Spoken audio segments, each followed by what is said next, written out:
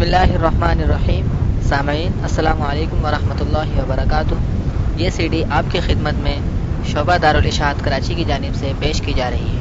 ملنے کا پتہ دارالاشاعت اردو بازار کراچی پاکستان. ای میل ishaat@digicom.net.pk. ونستغفره ونؤمن به ونتوكل عليه ونعوذ بالله من شرور أنفسنا ومن سيئات أعمالنا. من يهده الله فلا مضل له ومن يضلله فلا هادي له. وأشهد أن لا إله إلا الله وحده لا شريك له. وأشهد أن سيدنا وسندنا ونبينا ومولانا محمدا عبده ورسوله صلى الله تعالى عليه وعلى آله وأصحابه وبارك وسلم تسليما كثيرا كثيرا. أما بعد،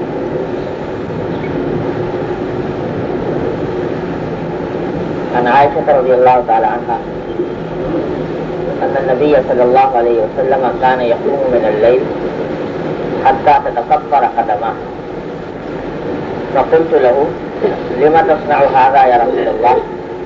وقد غفر الله لك ما تقدم من ذنبك وما تأخر. قال: أفلا أحب أن أكون عبدا شكورا. یہ ایک حدیث ہے حضرت ام المومنین حضرت صدیقہ عائشہ رضی اللہ تعالی عنہ سے روایت ہے، اور ام المومنین حضرت صدیقہ عائشہ رضی اللہ تعالی عنہ کا اس امت پر یہ احسان عظیم ہے کہ تقریباً دین کا آدھا نہیں تو کم از کم 1/3 حصہ ہم تک ان کی معرفت پہنچا ہے.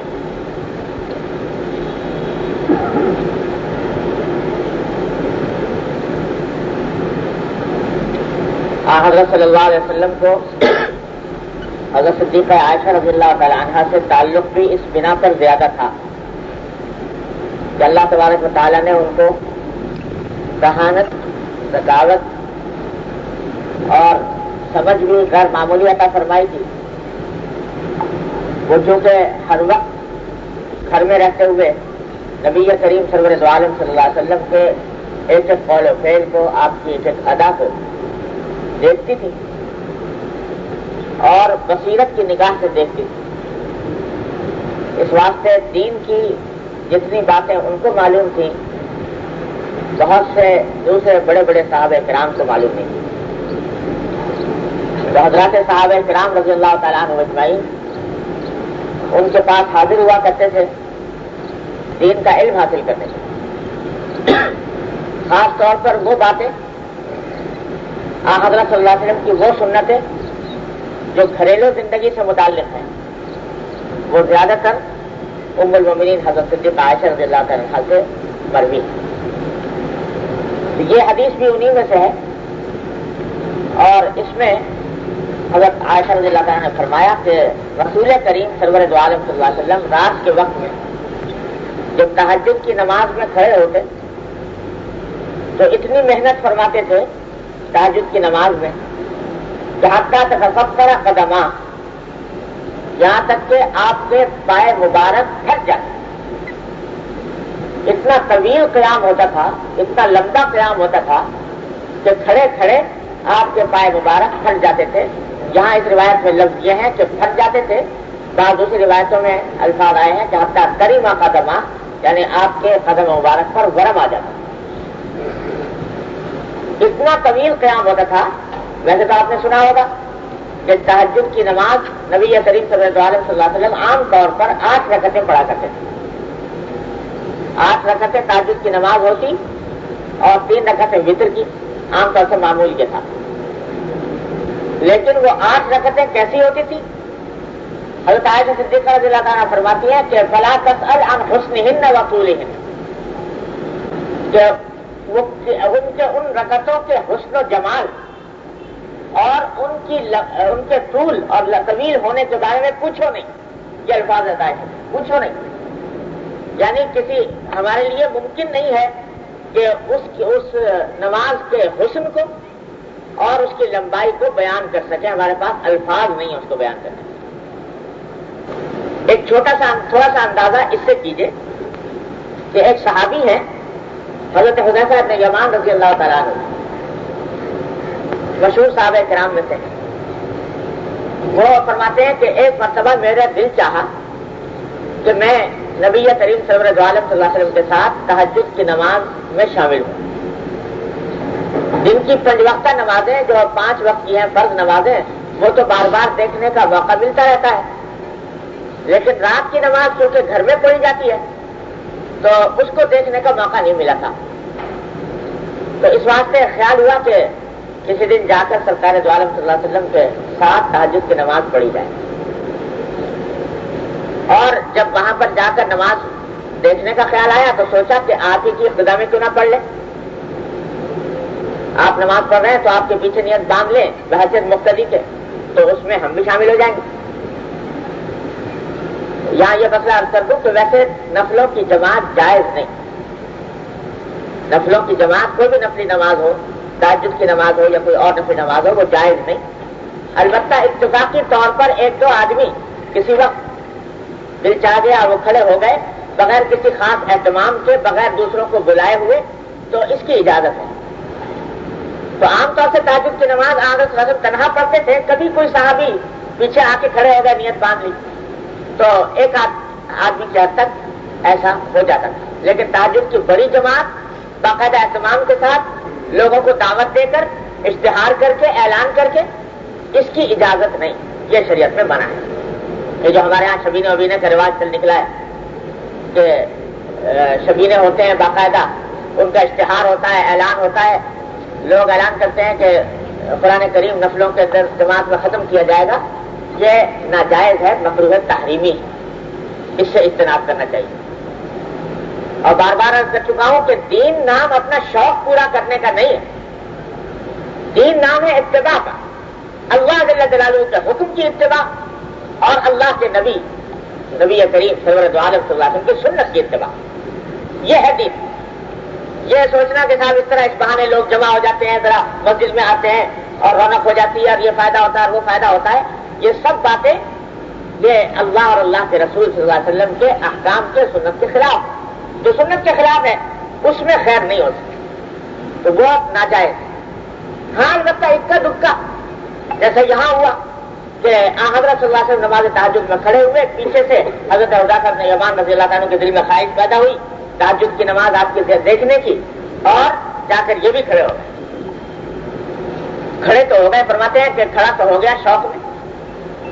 اب حضرت صلی اللہ علیہ وسلم نے جب نماز پڑھنی شروع کی تو پہلی رکعت تھی، اس میں سورہ بقرہ کی تلاوت شروع کر دی.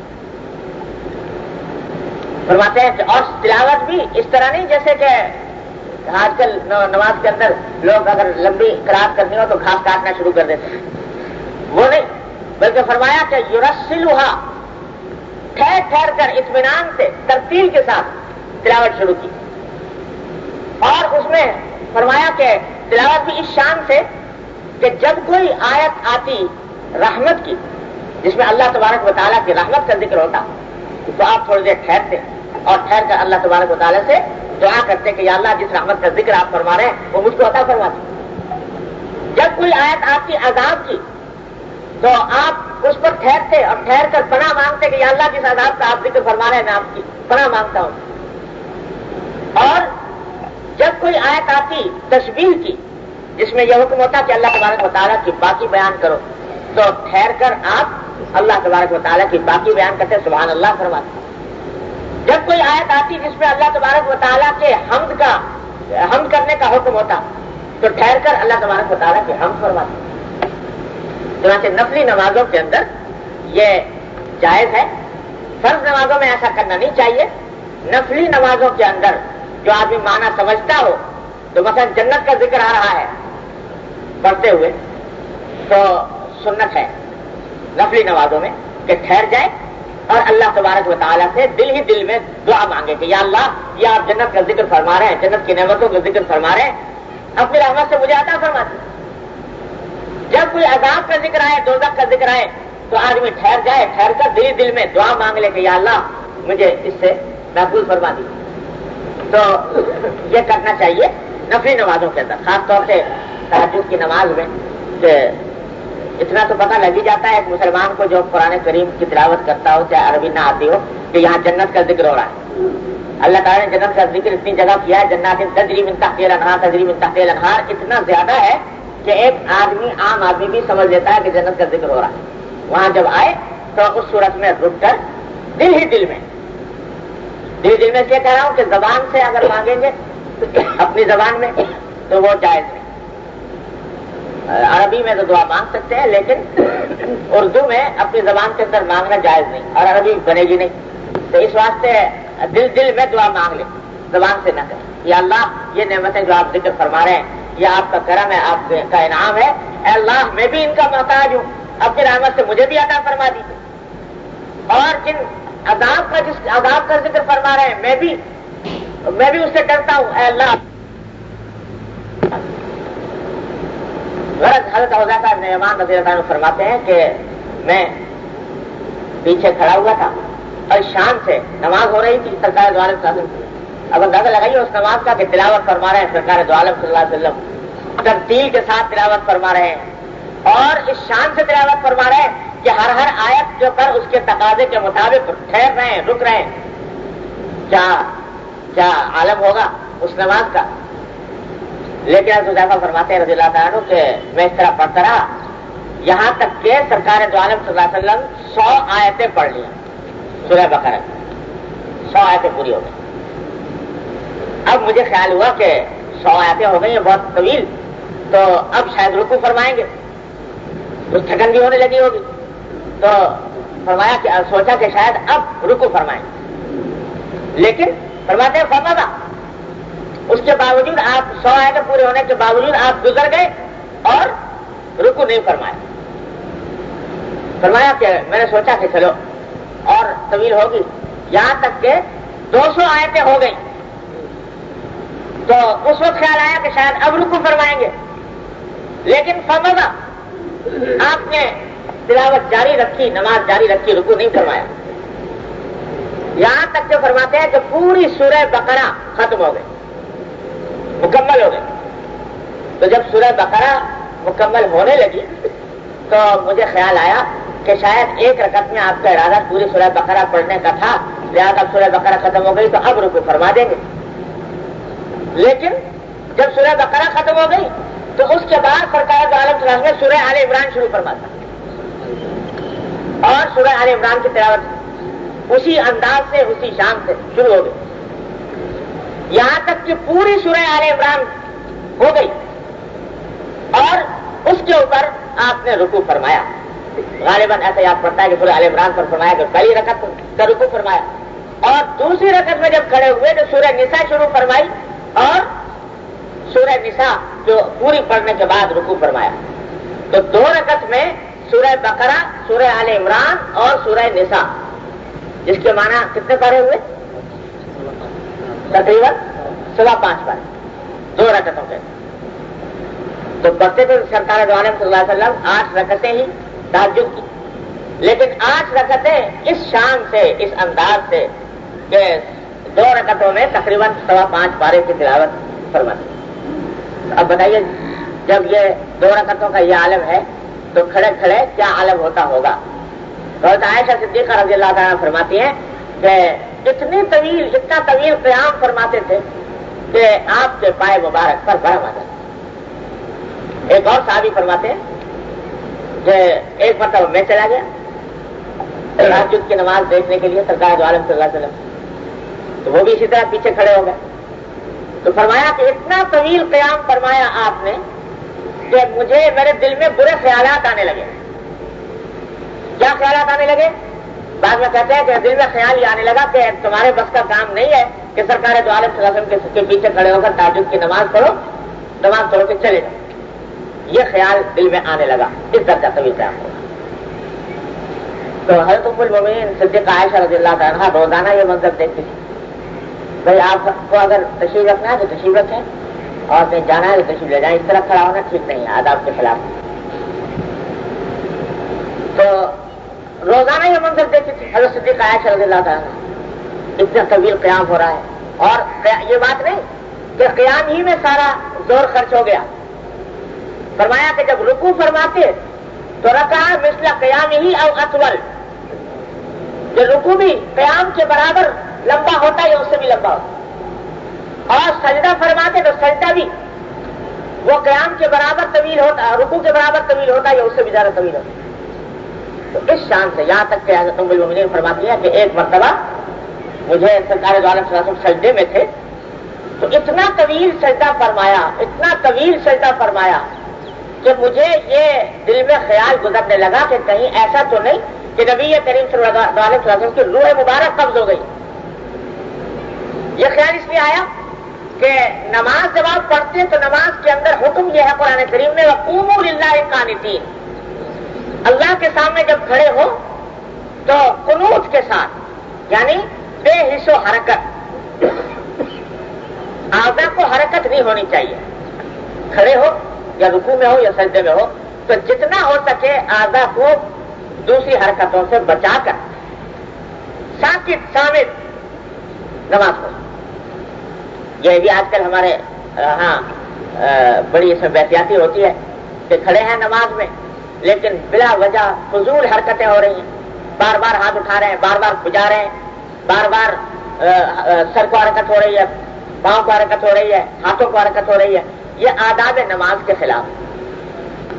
نماز میں جتنا ہو سکے بے حس و حرکت انسان کھڑا رہے، یا سجدے میں ہو یا رکوع میں ہو، چھوٹی نماز ہو یا بڑی نماز ہو، اس میں اپنے آپ کو حتی الامکان سکون کی حالت میں رکھنا چاہیے. تو سرکار دو عالم صلی اللہ علیہ وسلم اسی حالت میں نماز پڑھتے تو اتنا طویل سجدہ ہوا، حرکت کوئی نہیں، نہ ہاتھ کو نہ پاؤں کو نہ جسم کو. تو خطرہ ہونے لگا رضی اللہ تعالیٰ کو کہ کہیں روح مبارک قبض تو نہیں ہوگی. تو فرمایا کہ میں نے پھر اپنا ہاتھ بڑھا کر آپ کے انگوٹھے کو ہلا کر دیکھا کہ کہیں ایسا تو نہیں کہ خدا نہ کرے روح قبض ہو گئی. اس طرح سجدہ فرمایا.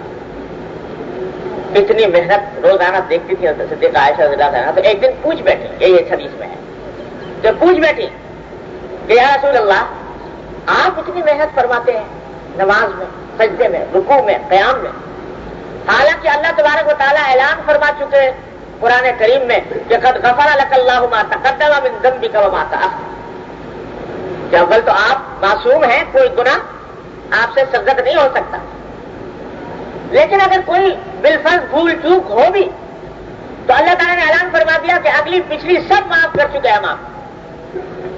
جس کے کیا معنی کہ اللہ تبارک و تعالیٰ نے اعلان فرما دیا کہ آپ کے لیے جنت کی ضمانت ہے. اس میں کوئی شبہ شک کسی انسان کو نہیں ہو سکتا کہ نبی کریم صلی اللہ علیہ وسلم کے لیے جنت کی ضمانت ہے، اللہ تبارک و تعالیٰ کے راضی ہونے کی ضمانت ہے. تو جب یہ بات ہے تو آپ اتنی محنت کیوں اٹھاتے ہیں کہ آپ کے پاؤں پر ورم آ رہا ہے، پاؤں پھٹے جا رہے ہیں، اتنا طویل قیام ہو رہا ہے، اتنا طویل رکوع اور سجدہ ہو رہا ہے. اور یہاں یہ بات بھی یاد رکھنے کی ہے کہ یہ معمول سرکار دو عالم صلی اللہ علیہ وسلم کا تھا نفلی نماز میں جو گھر میں پڑھ رہے ہیں اپنی ذات میں تنہا میں. جو نماز جماعت کے ساتھ ہوتی جس میں فرض نماز جو سرکار دو عالم صلی اللہ علیہ وسلم صحابہ کرام کی جس میں امامت فرمایا کرتے تھے 5 وقتہ نماز، اس میں حکم یہ تھا کہ من ام منکم فلیخفف، جو امامت کرے وہ ہلکی پھلکی نماز پڑھائے، اس میں لمبا قیام، لمبا رکوع، لمبا سجدہ نہیں. کیونکہ فرمایا کہ نماز جماعت کے اندر کوئی بوڑھا ہوتا ہے، کوئی کمزور ہوتا ہے، کوئی حاجت مند ہوتا ہے، اس کو جلدی فارغ ہونے کی حاجت ہوتی ہے، لہذا اس کو بارے میں حکم تھا. خود کا اپنا بھی عمل یہ تھا اور صحابہ کرام کو بھی حکم یہی تھا کہ نماز ہلکی پڑھا دوسروں کے لیے. بلکہ حدیث میں آتا ہے کہ فرمایا کہ بعض اوقات میں نماز پڑھاتا ہوا ہوتا ہوں. اس زمانے میں خواتین بھی آیا کرتی تھی نماز کے اندر، تو خواتین جو آتی ہیں ان میں سے کسی بچے کے رونے کی آواز آ جاتی ہے، تو بچے کے رونے کی آواز آ جاتی ہے تو میں اپنی نماز کو اور مختصر کر دیتا ہوں اس خیال سے کہ کہیں اس کی ماں پریشان ہو رہی ہوگی. اگر نماز میں نے لمبی کی تو اس ماں کی پریشانی میں اضافہ ہوگا کہ میرا بچہ رو رہا ہے، اس واسطے میں اس کو جلدی فارغ کر دیتا ہوں، جلدی ختم کر دیتا ہوں۔ تو دوسروں کے ساتھ جب امامت کر رہے ہیں تب تو اتنی ہلکی پھلکی نماز ہو رہی ہے، عورتوں کا بھی لحاظ ہے، بچوں کا بھی لحاظ ہے، بوڑھوں کا بھی لحاظ ہے، اور جب خود تنہائی میں پڑھ رہے ہیں اللہ تبارک و تعالیٰ کے سامنے کھڑے ہو کر تو وہاں یہ عالم ہے اپنے نماز کے طول کا۔ تو سر ہمارے یہاں اللہ بچائے ہمارا معاملہ الٹا ہوتا جا رہا ہے کہ اگر کبھی نماز پڑھانے کا موقع مل جائے تو اس میں تو لمبی نماز پڑھا اطمینان سے پڑھاتے ہیں، اور اگر تنہا نماز پڑھیں اکیلے میں پڑھیں سنتیں اور نفلیں تو وہ جلدی جلدی ہو جاتی، لیکن سرکار جو عالم صلی اللہ علیہ وسلم کی سنت اس کے برعکس ہے۔ غرض حضرت عائشہ فرماتی ہیں کہ میں نے پوچھا کہ یا رسول اللہ آپ کے لیے تو سب کچھ معاف ہو چکا، گارنٹی دی جا چکی جنت کی، اللہ تعالیٰ کی رضامندی کی، پھر یہ اتنی محنت اتنی مشقت کیوں اٹھا رہے ہیں؟ تو ایک جملہ ارشاد فرمایا سرکار دو عالم صلی اللہ علیہ وسلم، فرمایا کہ افلا اکون عبدا شکورا، کہ عائشہ یہ تو ٹھیک ہے کہ اللہ تبارک و تعالیٰ نے مجھ پر یہ کرم فرمایا کہ میرے اگلے پچھلے ساری بھول چوک سب معاف فرما دی، لیکن یہ بتاؤ کہ کیا میں شکر گزار بندہ نہ بنوں؟ جس مالک نے مجھ پر یہ کرم فرمایا تو اس مالک کا شکر ادا کرنا میرا کام ہے ویسے تو ایک بندے کے، تو کیا میں شکر گزار بندہ نہ بنوں؟ یہ جو میں نماز پڑھ رہا ہوں یا محنت اٹھا رہا ہوں یہ اس لیے تاکہ اللہ تبارک و تعالیٰ کا شکر ادا، اللہ تبارک و تعالیٰ کی اس نعمت کا شکر کرنے کے لیے یہ محنت اٹھاتا ہوں، یہ مشقت اٹھاتا ہوں۔ یہ حدیث آپ نے پہلے بھی سنی ہوگی، بہت مشہور ہے، سرکار دو عالم صلی اللہ علیہ وسلم کا یہ ارشاد، لیکن اس میں جس عظیم حقیقت کی طرف سرکار دو عالم صلی اللہ علیہ وسلم نے توجہ دلائی ہے وہ ہم سب کے لیے سبق آموز ہے، یاد رکھنے اور سمجھنے کی بات ہے۔ وہ یہ کہ سرکار دو عالم صلی اللہ علیہ وسلم کی عبادت، آپ کا محنت اٹھانا، اللہ تعالیٰ سے رجوع فرمانا، یہ محض جنت و دوزخ کے لیے نہیں تھا۔ اگر صرف جنت کے لیے ہوتا تو پہلے سے ضمانت موجود ہے اللہ تبارک و تعالیٰ کی طرف سے، پھر یہ محنت اٹھانے کی ضرورت نہیں، اسی واسطے عائشہ کو خیال بھی پیدا ہوا۔ وہ محض جنت کی خاطر نہیں بلکہ اللہ جل جلالہ کے مقام رضا، مقام قرب اور اللہ تبارک و تعالیٰ کے کا شکر ادا کرنے کے لیے۔ تو جن کی نگاہ حقیقت پر ہوتی ہے تو وہ محض جنت اور دوزخ کی بات نہیں ہوتی، بلکہ اصل میں وہ جانتے ہیں کہ یہ جنت اور دوزخ تو اصل میں عنوانات ہیں۔ جنت عنوان ہے اللہ تبارک و تعالیٰ کی رضامندی کا، دوزخ عنوان ہے اللہ تبارک و تعالیٰ کے غضب اور اس کی ناراضی کا۔ ان کو اصل فکر اس بات کی ہوتی ہے کہ میرا مالک مجھ سے ناراض نہ ہو، میرا مالک مجھ سے راضی ہو جائے، اس کی رضامندی حاصل ہو جائے، وہ خوش ہو جائے، وہ خوش ہو جائے تو اگر جنت نہ بھی دے، آرام میں رکھے اللہ تبارک و تعالیٰ، تو بھی وہ اللہ تبارک و تعالیٰ کے فیصلے پر راضی۔ تو حقیقت میں مقصود اللہ جل جلالہ کی رضامندی، اللہ تبارک و تعالیٰ کا شکر اور اس کا قرب، اس کی طرف توجہ، اس کی طرف رجوع، یہ ہوتا ہے ان کا اصل مقصود۔ یہ جنت کی نعمتیں بلا شبہ بڑی نعمت ہے، مانگنے کی چیز ہے، لیکن در حقیقت وہ عنوان ہے، اللہ اس لیے محبوب ہے، اس لیے مطلوب ہے کہ اللہ تبارک و تعالیٰ کی رضامندی کا عنوان ہے، اللہ تبارک و تعالیٰ کی خوشنودی کا عنوان ہے، اس واسطے اس کو مانتے ہیں، لیکن اصل ان کی نظر ہوتی ہے اللہ تبارک و تعالیٰ کی رضا۔ دوزخ سے ڈر اس لیے ہوتا ہے کہ وہ عنوان ہے اللہ تبارک و تعالیٰ کی ناراضی کا، اللہ تبارک و تعالیٰ کے غضب کا، اور اس واسطے اسے ڈرتی ہے۔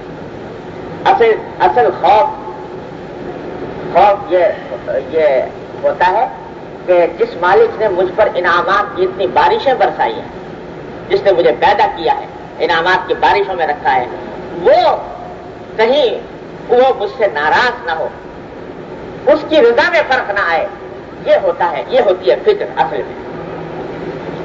جنت اور دوزخ تو اس کے عنوانات، تو اگرچہ گارنٹی مل گئی لیکن اس کے باوجود عبادت میں لگے. حضرت رابعہ بصریہ رحمہ اللہ تعالی بڑی درجے کی اولیاء میں سے ہیں، خاتون ہیں لیکن ایسی خاتون کہ جو ہماری تاریخ میں جن کی مثالیں ملنی مشکل ہیں. اللہ تبارک و تعالیٰ نے ولایت کا بہت اونچا مقام عطا فرمایا تھا.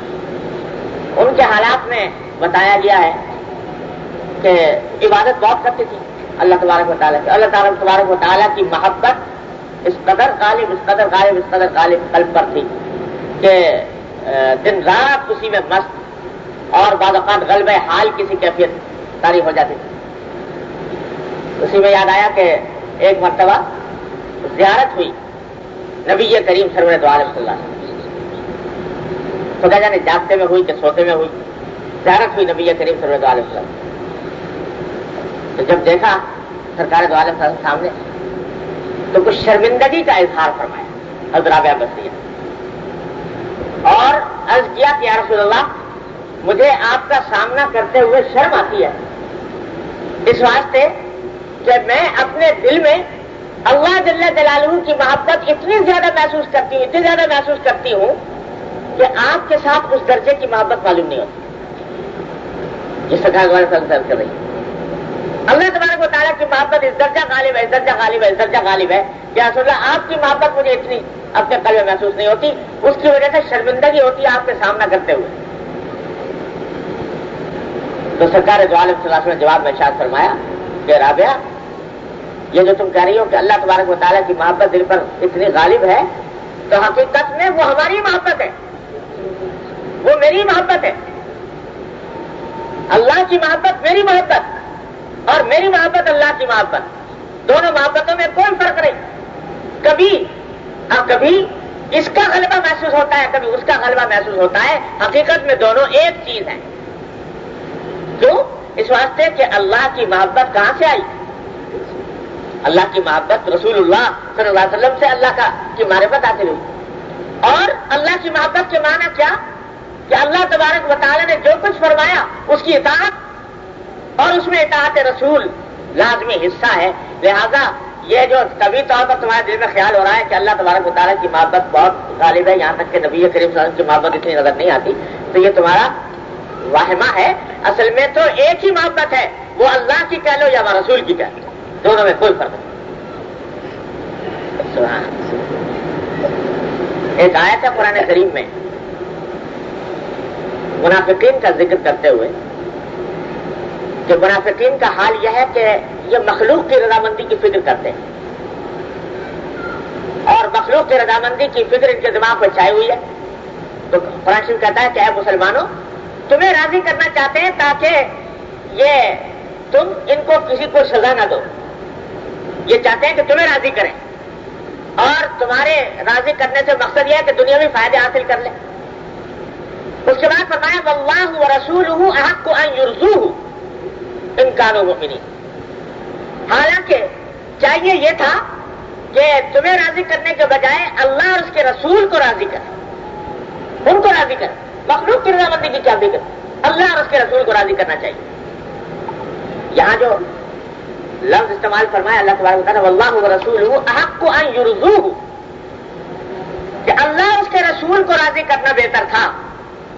تو وہاں عربی قاعدے کے لحاظ سے لفظ ہونا چاہیے تھا واللہ ورسولہ احق ان یرضوہما، کہ اللہ کو راضی کریں اور رسول کو راضی کریں.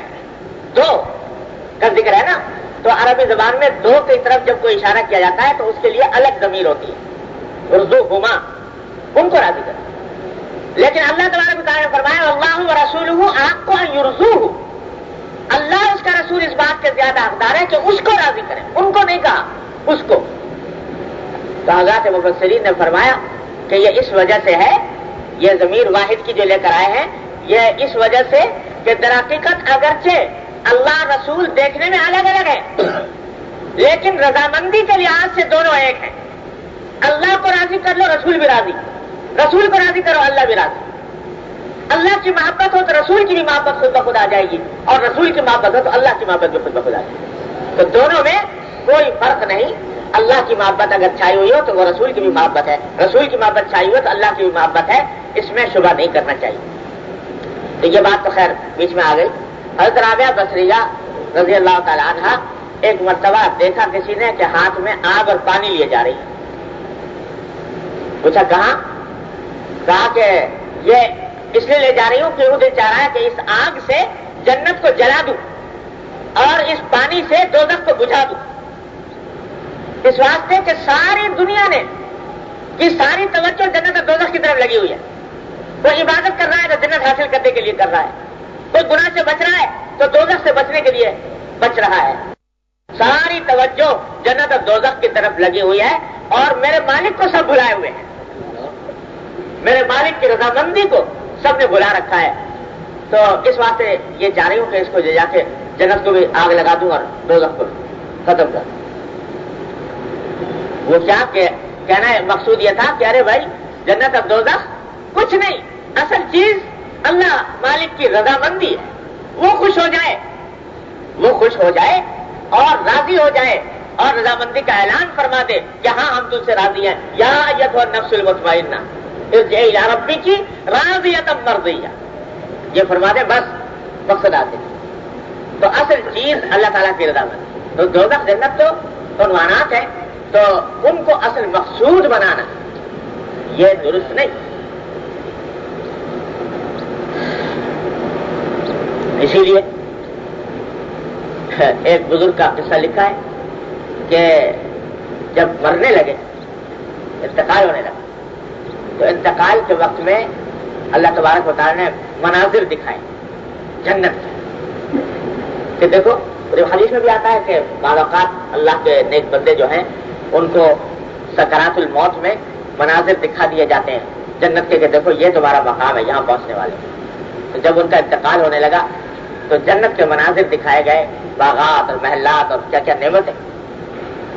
جب وہ دکھائے تو منہ پھیر لیا ادھر سے، اور منہ پھیر کر شعر پڑھا کہ ان کان منزلتی فی الحب عندکم ما قد رأیت فقد ضیعت ایامی، کہ اگر میری محبت کا مرتبہ آپ کے نزدیک وہی تھا جو آپ نے مجھے دکھایا ہے اس وقت، یعنی میری محبت کا صلہ یہی تھا جنت کی یہ نعمتیں، فقد ضیعت ایامی، تو میں نے اپنی ساری زندگی برباد کر دی۔ کیا مانا؟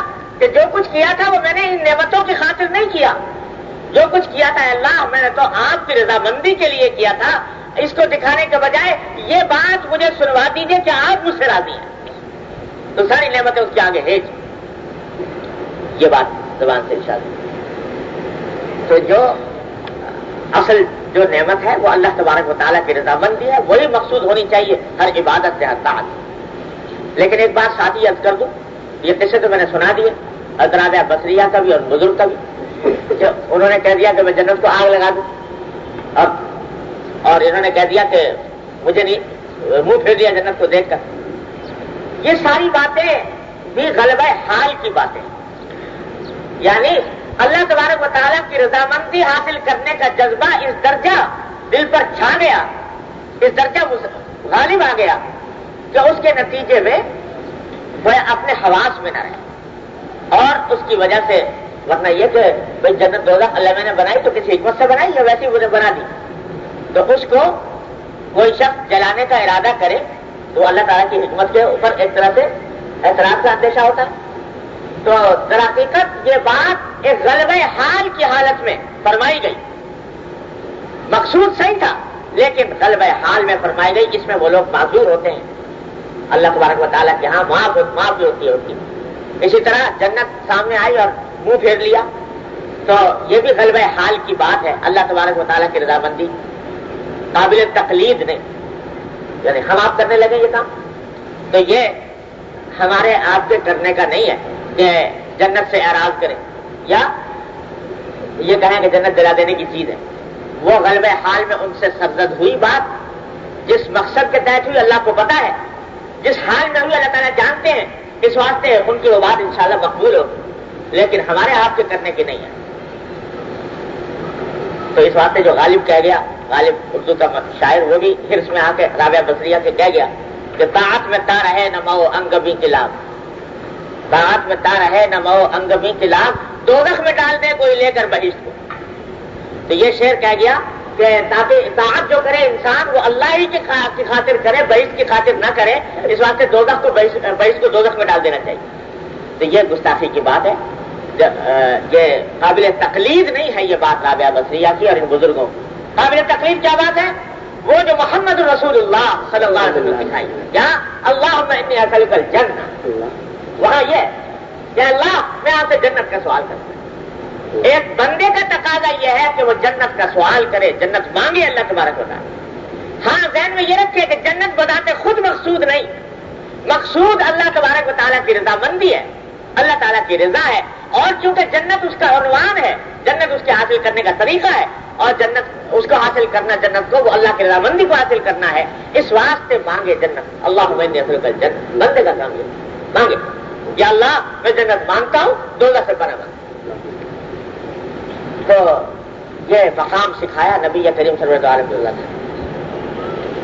اب یہاں ایک بڑی عجیب بات ہے آ گئی تو عرض کر دیتا ہوں، وہ بھی انشاءاللہ مفید ہوگی. اللہ تعالیٰ اس کی حقیقت سمجھنے کی توفیق عطا فرمائے. باریک بات ہے، کہتے ہوئے بعض اوقات ڈر لگتا ہے، لیکن سمجھنے کی بات کہ در حقیقت ابھی حدیث میں آپ نے پڑھا کہ نبی کریم صلی اللہ علیہ وسلم جو عبادت کر رہے تھے وہ مقصود بالذات جنت نہیں تھی، مقصود بالذات اللہ تبارک و تعالیٰ کی رضامندی تھی. اور وہاں دعا یہ آ رہی ہے کہ اللہ مجھے جنت دے دی. تو اگر جنت مقصود نہیں تو مانگ کیوں رہے؟ اور بظاہر دیکھنے میں یوں لگتا ہے کہ جو رابعہ بصریہ کہہ رہی ہیں وہ بڑے اونچی مقام کی بات ہے کہ جنت کی نعمتوں کے بجائے اللہ کی رضامندی کی طلب ہے. اور جو بزرگ کہہ رہے ہیں کہ میں نے اپنا زمانہ ضائع کر دیا، اپنی زندگی ضائع کر دی، وہ بڑے اونچے مقام کی بات ہے. اور یہ کہنا کہ اللہ جنت دے دیجئے یہ اس درجے کی بات نظر نہیں آتی. لیکن یاد رکھیے کہ مقام بلند وہی ہے جو محمد مصطفیٰ صلی اللہ علیہ وسلم کا مقام، ابدیت کا مقام، بندگی کا مقام. کہ اللہ میں محتاج ہوں آپ کی نعمتوں کا، محتاج ہوں آپ کی جنت کا، میں مانگتا ہوں آپ سے وہ جنت. مقام وہی. البتہ ایک فرق ہے، ہم بھی مانگتے ہیں جنت اور سرکار دو عالم صلی اللہ علیہ وسلم بھی مانگتے تھے، لیکن دونوں کے مانگنے میں زمین و آسمان کا فرق ہے. ہم مانگتے ہیں اس لیے مانگتے ہیں کہ تصور میں آتا ہے کہ ہو جنت کے اندر یہ نعمتیں ہوں گی، وہ باغات ہوں گے اور محلات ہوں گے اور اس میں بے فکری ہوگی اور فلاں پھل ملیں گے اور فلاں گوشت کھانے کو ملے گا اور بے فکری ہوگی، آرام ہوگا، عیش ہوگا، خوب سوئیں گے.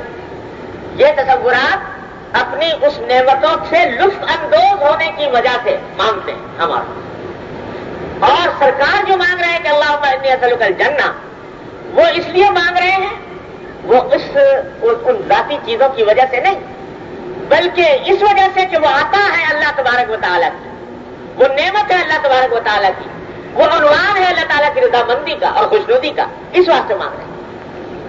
دونوں مانگنے میں زمین و آسمان کا فرق. میں مثال عرض کیا کرتا ہوں اور شاید پہلے بھی عرض کی تھی کہ ہمارے والد ماجد قدس اللہ تعالیٰ سرہ، اللہ تعالیٰ ان کے درجات بلند فرمائے، وہ عید کے دن اپنے بچوں کو، اپنے ساری اولاد کو جمع کر کے عیدی دیا کرتے تھے پیسے. تو ہمیں یاد ہے کہ جتنے ان کے صاحبزادے تھے تو وہ سب برسر روزگار اچھے کھاتے پیتے الحمدللہ، کسی کو کوئی تنگی نہیں، کسی کو کوئی ضرورت نہیں. لیکن جب وہ دیتے تو سب بڑے مچل کر ان سے مانگا کرتے تھے. حضرت پچھلے سال تو اتنی تھی، اس سال اگر پچھلے سال 25 روپے دیے تھے تو اس سال گرانے کا زمانہ ہے، آپ 30 روپے دیے. وہ کہتے نہیں بھائی تم لوگ یہ زیادہ مانگ رہے ہو. وہ کہتے ہیں نہیں، ہم کہتے ہیں کہ نہیں آپ اتنے ہی دیجیے، ہر سال کچھ ترقی ہونی چاہیے. تو وہ 25 کے بجائے 30 ہو گئے، کبھی 30 کے 35 ہو گئے، کبھی 35 کے 40 ہو گئے، کبھی 50 ہو گئے، چلو 50 ہی ہو گئے. تو ہر ایک آدمی باقاعدہ ناز کے ساتھ مچل کر اور اپنے اس کے حق میں دلائل پیش کر کے اور بڑے ذوق شوق سے مانگتا تھا کہ دیجیے وہ 50 روپے. تو دیکھنے کی بات یہ ہے کہ کیا وہ 50 روپے کی وجہ سے مانگ رہا تھا، اس کے پاس 50 روپے نہیں تھے، یا اس وجہ سے مانگ رہا تھا کہ وہ 50 روپے سے بازار میں جا کر فلاں چیز لے آئیں گے اور بڑا مزہ آئے گا. بلکہ در حقیقت نگاہ اس 50 روپے کے عدد پر نہیں تھی، نگاہ اس دینے والے ہاتھ پر تھی، کس ہاتھ سے مل رہا ہے، اور جب اس ہاتھ سے مل رہا ہے تو اس کی طرف احتیاط ظاہر کرنے میں لطف تھا، اسے مچل کر مانگنے میں مزہ تھا، اس واسطے وہ مانگا جا رہا ہے، مچل مچل کر مانگا جا رہا ہے۔ کوئی اور آدمی یہ سمجھے کہ صاحب یہ جو مچل رہے ہیں یہ اس وجہ سے مچل رہے ہیں کہ ان کے پاس پیسے نہیں ہیں اور یہ پیسوں کی وجہ سے یہ 50 روپے مانگے، تو یہ سمجھنا اس کا غلط۔ اصل میں 50 روپیہ بذات خود مقصود نہیں، دینے والے ہاتھ اس کی طرف نگاہ ہے، کس ہاتھ سے مل رہا ہے، کس عالم میں مل رہا ہے، خوشی کے ساتھ مل رہا ہے، رضا کے ساتھ مل رہا ہے، اس واسطے وہ نعمت ہے۔ نتیجہ جو دیا وہ خرچ کرنے کا بجائے اٹھا کر حفاظت سے رکھ لیا یادگار کے طور پر کہ یہ اللہ تعالیٰ نے اس ہاتھ سے عطا فرمایا تھا، اس کو محفوظ رکھنا چاہیے۔ تو معلوم ہوا کہ 50 روپے کی مقدار مقصود نہیں، بلکہ دینے والے کی دل کا جذبہ، دینے والے کی عطا، اس کی طرف نگاہ۔ یہ ایک آدمی ہے، ایک فقیر ہے، وہ جا کے کہے کہ جی مجھے 50 روپے دے دو، جس کے پاس 50 روپے نہیں ہے، کھانے کو نہیں ہے، وہ جا کر انہیں سے مانگے کہ 50 روپے دے دو۔ ایک وہ مانگ رہا ہے اور ایک یہ مانگ رہے ہیں، بظاہر مانگ تو دونوں 50 روپے رہے ہیں، لیکن دونوں میں زمین و آسمان کا فرق ہے۔ وہ 50 روپے کی وجہ سے مانگ رہا ہے اور وہ 50 روپے کے دینے والے کی وجہ سے مانگ رہا ہے۔ تو یہ فرق ہے ہم میں اور نبی کریم سرور دو عالم صلی اللہ علیہ وسلم۔ جنت وہ بھی مانگ رہے ہیں اور ہم بھی مانگ رہے ہیں، لیکن ہم مانگ رہے ہیں ان مزے اڑانے کی خاطر کہ یہ مزہ اڑائے گے، اور نبی کریم سرور دو عالم صلی اللہ علیہ وسلم اس لیے مانگ رہے ہیں کہ یہ عنوان ہے میرے مالک کی رضا کا، اس کی خوشنودی کا، اس واسطے اس کے اندر ان کو لطف ہے، اس کے اندر مانگنے میں مزہ ہے۔ حضرت ایوب علیہ السلام کیا جلیل القدر پیغمبر، کیسے کیسے ان کے اوپر مصائب آئے ہر مسلمان جانتا ہے۔ جب صحت مند ہو گئے تو ایک دن نہا رہے تھے تو نہاتے نہاتے آسمان سے سونے کی تتلیاں برسنی شروع ہو گئی، سونے کے ٹکڑے تتلیوں کی شکل میں برسنے شروع ہو گئے۔ سارا نہانا آنا چھوڑ چھاڑ کے اور وہ سونے کی تتلیوں کی طرف بھاگ پڑے پکڑنے کے لیے۔ تو اللہ تبارک و تعالیٰ نے پوچھا کہ ایوب کیا ہم نے تمہیں ساری نعمتیں نہیں دی کہ اب بھی تمہیں سونے کی حاجت ہے کہ سونے کے پیچھے بھاگ رہے ہو؟ تو سبحان اللہ کیا جواب دیا، فرمایا کہ اللہم لا غنم بی عن برکت، اے اللہ آپ کی طرف سے جب کوئی برکت نازل ہو میں اس سے استغنا نہیں اختیار کر سکتا، میں اس سے بے نیاز نہیں ہو سکتا، میں تو محتاج ہوں، میں تو بندہ ہوں، میں تو مانگوں گا، میں اس کے پیچھے بھاگوں گا۔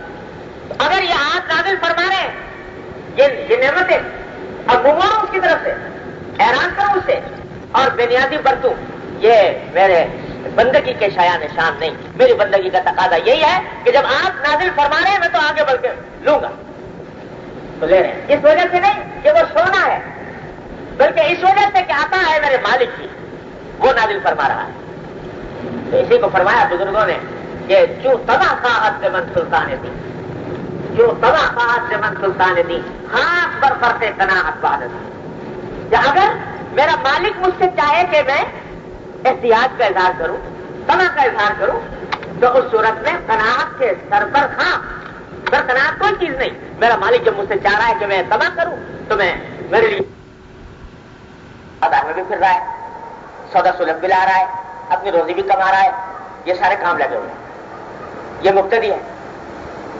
اور جو منتہی ہوتے ہیں انبیاء علیہ السلام ان کی بھی حالت یہی ہے، یہاں تک کہ کفار کہتے ہیں کہ مالی حاضر رسولی یاکل الطعام ویمشی فی الاسواق، کہ دیکھو یہ رسول ہے اور یہ بھی بازاروں کے اندر پھر رہا ہے سودا سلم لیتا ہوا اور کھانا بھی کھا رہا ہے، یہ تو ہم جیسا ہے، تو یہ رسول کیسے ہو گیا؟ یہ بھی بازار میں پھر رہا ہے، یہ بھی کاروبار کر رہا ہے، یہ بھی بکریاں چرا رہا ہے، یہ بھی مزدوری کر رہا ہے، تو اس میں اور ہم میں کوئی فرق نہیں۔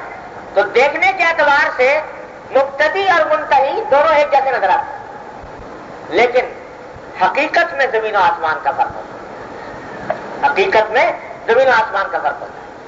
ہم مبتدی فرض کرو تو اگر بازار میں پھر رہے ہیں، بھی بچوں سے آپ بول رہے ہیں، گھر میں خوشبی کی باتیں کر رہے ہیں، تو وہ اپنے نفس کی خواہش کو پورا کرنے کے لیے کر رہے ہیں۔ اور نبی جو یہ کام کر رہا ہے یا منتہی جو یہ کام کر رہا ہے وہ یہ کام بھی اللہ کی رضا کے لیے کر رہا ہے. یہ جو بازار میں پھر رہا ہے وہ بھی اس لیے پھر رہا ہے کہ میرے اللہ نے حکم دیا کہ تم روزی کماؤ، اس لیے پھر رہا ہے. اور یہ جو گھر میں خوشطبی کر رہا ہے وہ بھی اس لیے کر رہا ہے تاکہ وہ اللہ تبارک و تعالیٰ کا حکم پورا ہو. اللہ تعالیٰ نے حکم دیا کہ تمہارے گھر والوں کو بھی تمہارے اوپر کچھ حقوق ہو، اس کی غرض سے کر رہا ہے. تو دونوں میں زمین و آسمان کا فرق ہوتا ہے، اگرچہ ظاہری اعتبار سے دونوں برابر ہو، اور جو ہوتا ہے درمیان میں وہ ان دونوں سے مختلف ہوتا ہے.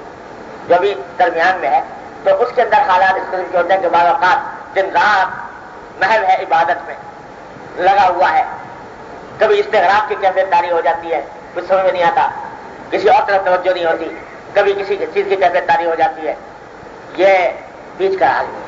لیکن مبتدی اور منتہی کے حالات ایک جیسے ہوتے ہیں. دیکھنے تو حضرت نے فرمایا اس کی مثال ایسی ہے کہ یوں سمجھو کہ ایک دریا ہے اور اس دریا کے ایک کنارے ایک آدمی کھڑا ہے کنارے پر، اور دوسرا آدمی اس دریا کو عبور کر کے دوسرے کنارے پر کھڑا ہو گیا. یہ بھی کنارے پہ کھڑا، وہ بھی کنارے پہ کھڑا، اور ایک آدمی وہ ہے جو بیچ میں غوطے لگا رہا ہے موج کے درمیان، موجوں میں. تو بظاہر سے دیکھنے میں یوں لگے گا کہ جو موجوں میں غوطے لگا رہا ہے یہ زیادہ بہادر آدمی ہے، یہ موجوں سے کھیل رہا ہے، طوفان سے لڑ رہا ہے، بظاہر یہ زیادہ بہادر لگتا ہے. اور یہ دونوں ادھر کے کنارے والا بھی اور ادھر کے کنارے والا بھی دونوں لگتے ہیں کہ ساحل سبک سہارا ساحل جس کو کہا جاتا ہے، اس لیے جو ساحل کے اوپر ہے، خشکی پر ہے، کہ کوئی مشقت ہی نہیں دیکھی، ایک جیسے نظر آتا ہے. لیکن یہ معلوم نہیں کہ جو دوسرے کنارے پر کھڑا ہے وہ ان ساری موجوں سے گزر کر، ان سارے طوفانوں سے لڑ کر اور پھر پہنچا ہے، اور یہ بیچارہ اس کنارے پہ کھڑا ہے، اس نے تو طوفان کی شکل ہی نہیں دیکھی، اس نے ابھی تک موج کا مقابلہ ہی نہیں کیا. تو اس واسطے دیکھنے میں دونوں ایک سے لگ رہے ہیں، لیکن حقیقت میں زمین اور آسمان کا فرق ہے. تو یہ ہم اور آپ بھی دنیا کے کام کرتے ہیں، اور نبی کریم سرور دو عالم صلی اللہ علیہ وسلم نے دنیا کے کام کیے. ہم بھی کھاتے ہیں، آپ نے بھی کھایا، ہم بھی پیتے ہیں، آپ نے بھی پیا، ہم بھی روزی کماتے ہیں، آپ نے بھی روزی کمائی، ہم بھی بیوی بچوں سے ہنستے بولتے ہیں، آپ بھی ہنسے بولے. لیکن زمین و آسمان کا فرق یہ ہے کہ ہم یہ سارے کام کر رہے ہیں اپنی نفسانی خواہش کو پورا کرنے کے لیے، اور نبی کریم سرور دو عالم صلی اللہ علیہ وسلم یہ کام اس لیے کر رہے تھے کہ اللہ کی رضا اس میں، اللہ تبارک و تعالیٰ نے اس بات کا حکم دیا. اسی لیے ہمارے حضرت فرماتے تھے، حضرت ڈاکٹر صاحب قدس اللہ تعالیٰ اپنے درجات بلند فرمائے. اور سیکھنے کی بات فرمایا کہ یہ ایسے نہیں ہوتا، کوشش کرنے سے، محنت کرنے سے آتی ہے یہ بات. کیا کہ ارادہ کر لو کہ ہر کام زندگی کا اللہ جل جلالہ کی مرضی کے مطابق کروں گا. ان صلاتی و نسکی و محیای و مماتی للہ رب العالمین.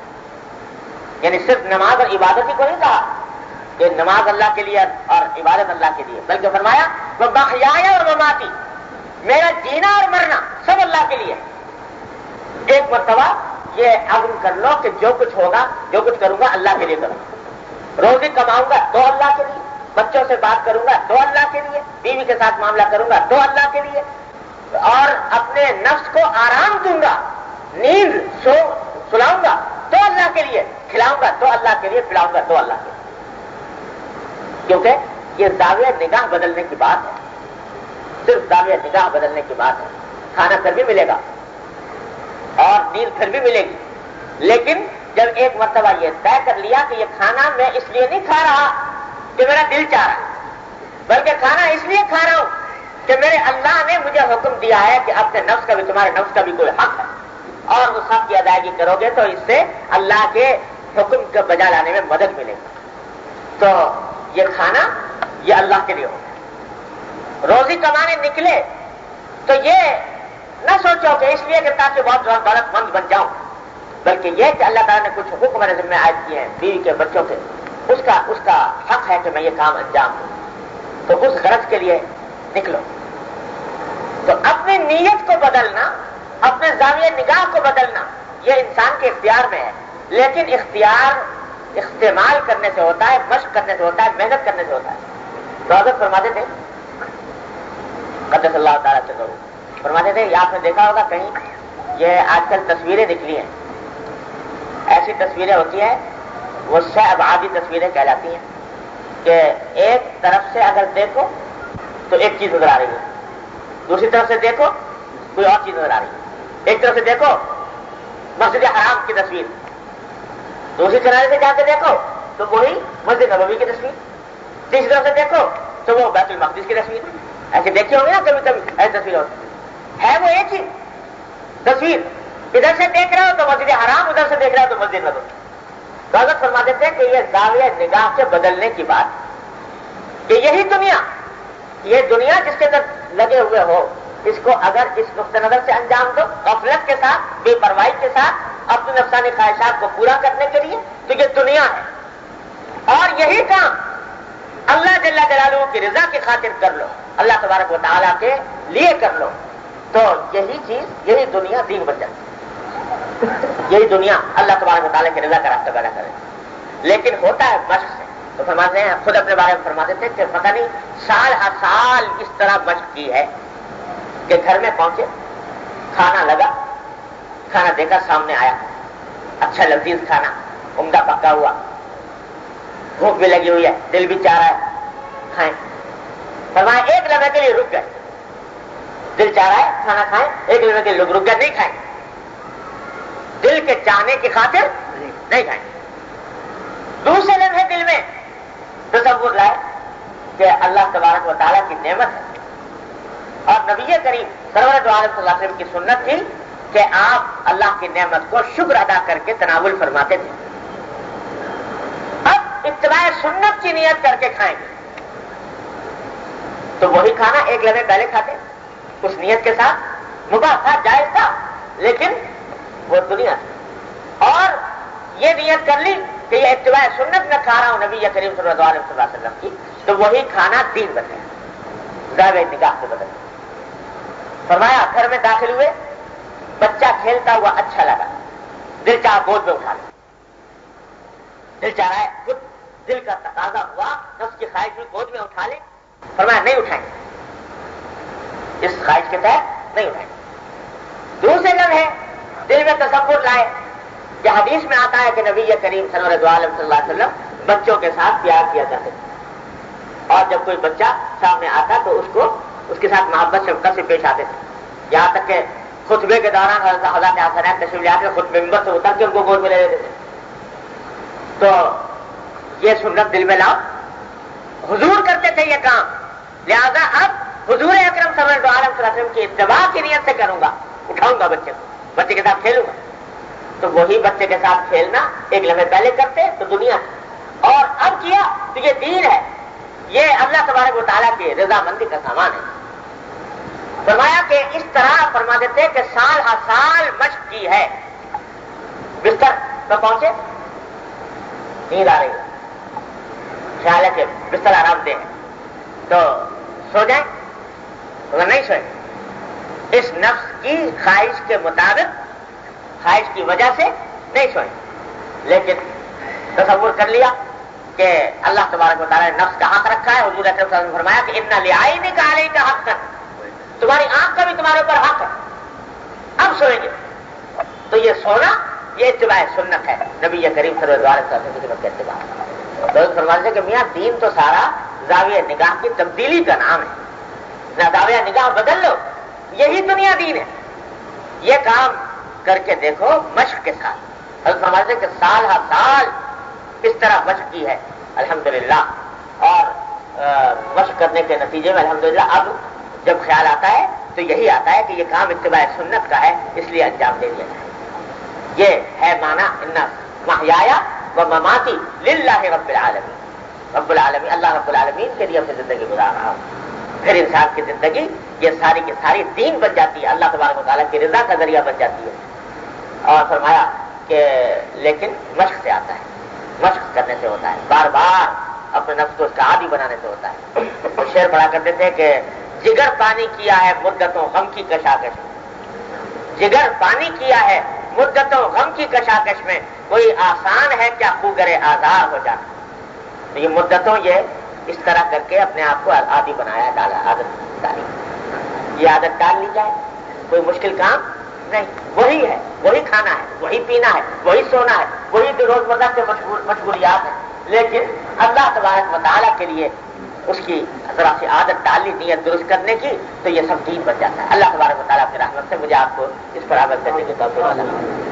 خلاصہ بات کہاں سے کہاں نکل گئی. حدیث چلی تھی حضرت صدیقہ عائشہ رضی اللہ تعالیٰ عنہا کی, جو فرماتی ہیں کہ نبی کریم سرورت عالم صلی اللہ علیہ وسلم اتنی مشقت کے ساتھ عبادت فرمایا کرتے تھے رات کی کہ پاؤں پر ورم آ جاتا تھا. میں نے پوچھا کہ رسول اللہ آپ کے سارے اگلے پچھلے گناہ یعنی بھول چوک وہ سب معاف ہو چکی, اس کے باوجود آپ یہ کیوں کرتے ہیں؟ تو آپ نے فرمایا کہ کیا میں شکر گزار بندہ نہ بن.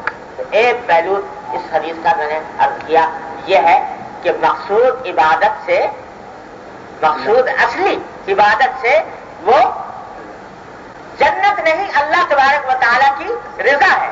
جنت اس لیے مقصود ہے کہ وہ اللہ تعالیٰ کی رضامندی کا عنوان ہے, اس لیے اعراض نہیں کرنا اس سے, لیکن یہ سمجھنا چاہیے کہ اللہ تبارک و تعالیٰ کی رضامندی اصل ہے.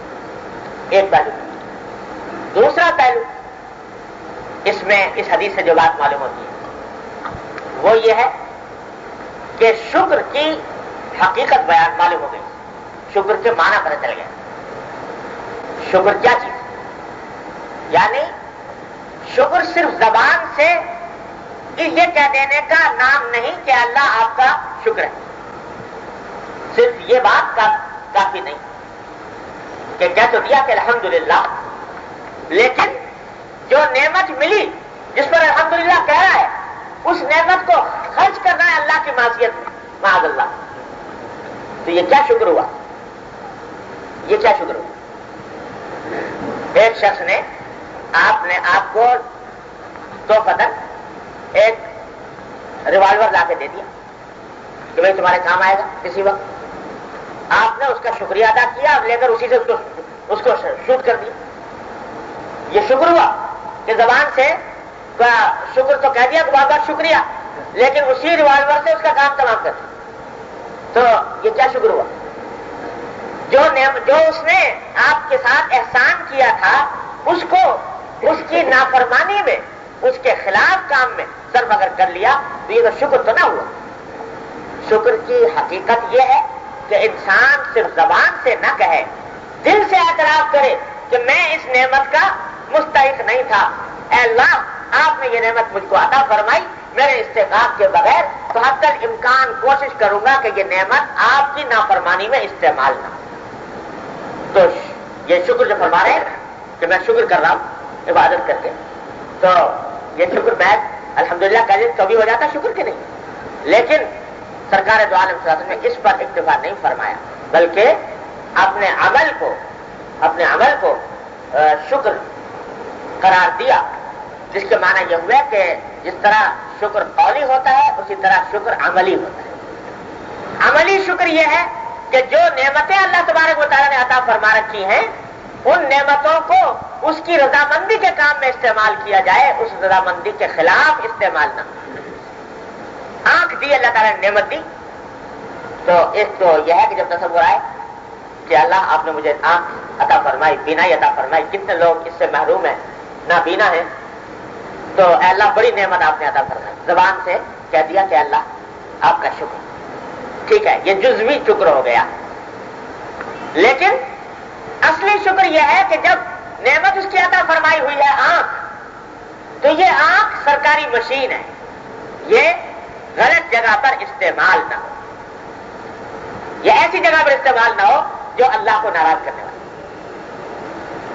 اے اللہ آپ کا بڑا شکر کہ آپ نے مجھے قوت گویائی عطا فرمائی, میری زبان سلامت ہے, جو چاہتا ہوں بول سکتا ہوں. کتنے لوگ ہیں جو اس قوت گویائی سے محروم ہیں, زبان سے کچھ کہنا چاہتے ہیں نہیں کہا جاتا. اے اللہ آپ کا بڑا کرم ہے کہ آپ نے مجھے عطا فرمائی, جزوی شکر ہو گیا. لیکن اصل شکر یہ ہے کہ اللہ جب اللہ تعالیٰ نے یہ نعمت عطا فرمائی ہے جو بہت سو کو میسر نہیں ہے, تو یہ زبان اللہ تبارک و تعالیٰ کی مرضی کے خلاف کسی اور کام میں استعمال نہ ہو, اس سے جھوٹ نہ نکلے, اس سے غیبت نہ نکلے, اس سے کسی کی دل آزاری نہ ہو, اس سے کوئی کلمہ معاذ اللہ کفر کا یا فسق کا زبان سے نہ نکلے. یہ ہے اصل شکر. تو اس حدیث نے یہ بتا دیا کہ زبانی شکر جزوی شکر ہے. اصل شکر ہے جو عمل سے ہو, جو فعل سے ہو, اللہ تبارک و تعالیٰ کو راضی کرنے کے لیے آج انسان. تو اس واسطے اس طرح توجہ دلا دی کہ ان ساری نعمتوں کا حق شکر یہ ہے کہ اللہ تبارک و تعالیٰ کی رضامندی کے کاموں میں استعمال کیا.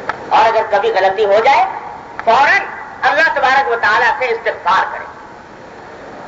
اور ایک استغفار کے بہت سے سیغے ہیں، لیکن ایک استغفار نبی کریم صلی اللہ علیہ وسلم نے یہ تلقین فرمایا کہ اللہم انی استغفرک للنعم التي تقویت بها علی معصیتک.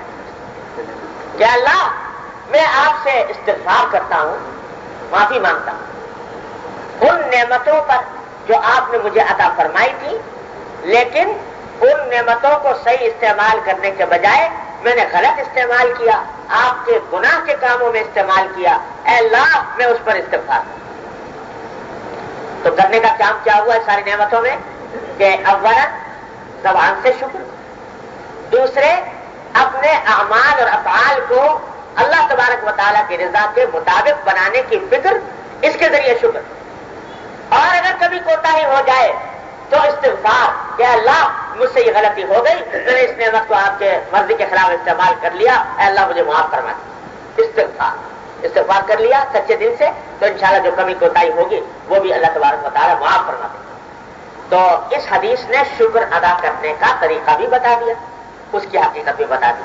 اللہ تبارک و تعالیٰ اپنے رحمت سے، اپنے فضل و کرم سے ہم سب کو ان باتوں کے سمجھنے کی اور اس پر عمل کرنے کی توفیق عطا فرمائے.